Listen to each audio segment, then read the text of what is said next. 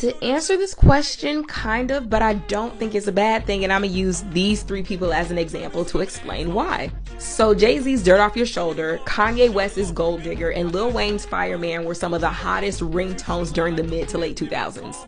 Now yes, they all got their start well before the ringtone era, but if you go back and listen to those three songs, it's obvious that they wanted to create hot ringtones out of them.